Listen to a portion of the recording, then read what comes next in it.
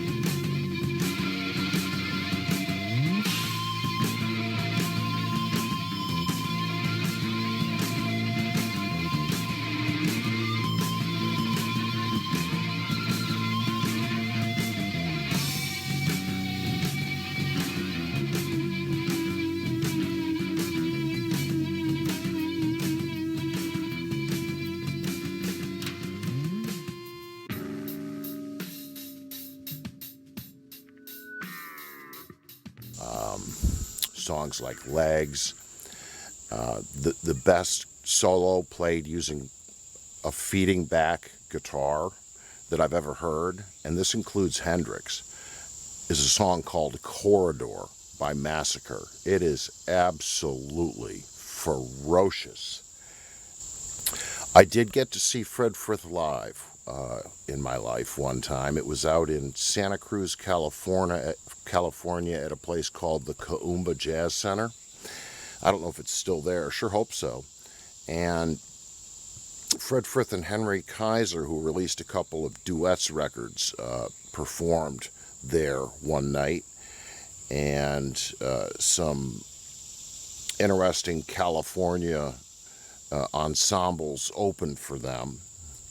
And my friend Jerry Ford was very involved back then because he was doing a lot of radio and musical workshops and stuff like that in California, and was associated with the remaining living members of the Mothers of Invention, Don Preston and those guys. He was involved in this concert in some capacity, as I recall. He might have even organized it. It was a great show.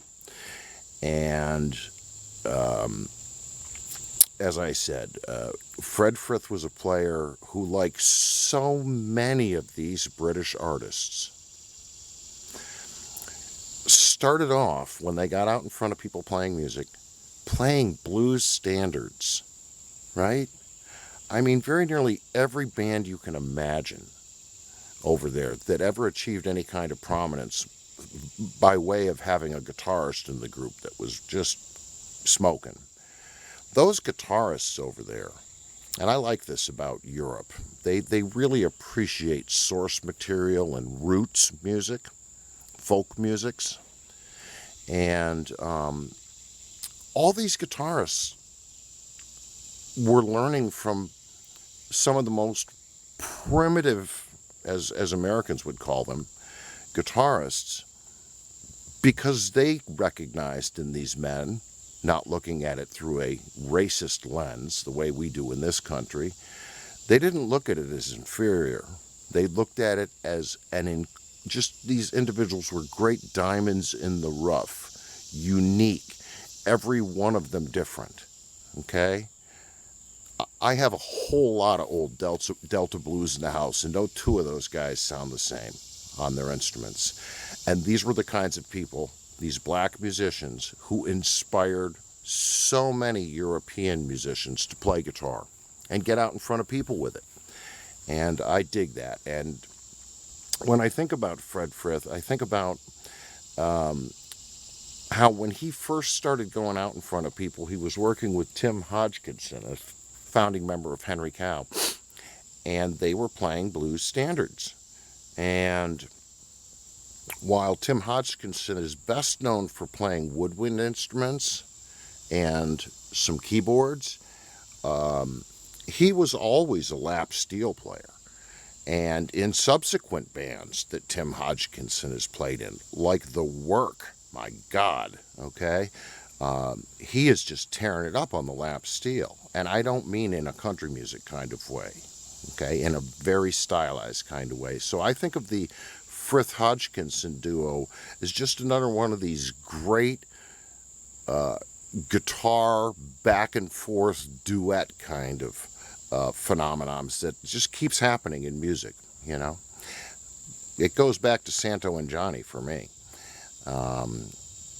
But at any rate, what I've done here is I've gathered together, I don't know, about 8 minutes of FRITH's work. And in this case, all of it is live. So you may not have ever heard any of this stuff unless you're like me and you just go out and find things all the time. But I'm going to start way back in 1972 with the earliest Henry Cow recordings that I can find. And it's, you know, it's almost ambient music too. I could see why Eno would reach out in this direction and pull FRITH into his orbit. And then I've got, from 1973, you're going to hear Fred Frith, who played bass and guitar during the BBC's live performance of Mike Oldfield's Tubular Bells. It's amazing. And you want to talk about throwing some different guitars together. Mick Taylor from the Stones is in there, and the boy's smoking in this almost modern classical music. It's fabulous. I think I saw John Greaves playing some keyboards in there, and he's one of these early Henry Cow members. They did a great job. Then after, and that was around 73, and I know that it was performed again in the aughts, and I went and looked at it, and very few of the people that played on stage in 73, if any, were still up there. 25, 30 years later. But in both instances, they pulled it off, and it was great. It's cool that Frith was in there. And for me, I could see that these primitive folk musics that so many people were fond of, that Fred Frith was fond of, and you see it in his work, okay? He's playing Bartok. He's walking all over these Slavic countries, sitting down with musicians he's finding and just jamming on local folk tunes and stuff. There's a great Frith record called Step Across the Border that just shows his love for and openness to cultural difference. I really recommend Step Across the Border. But anyways, let me continue here. Then I've got a clip from 1996, which is the Fred Frith Guitar Quartet, and a friend of mine named Nick Ditkovsky was a member of that band back when he looked like a teacher and had real short hair, much younger man. And they're just great. 4 stylists. Let me think about this.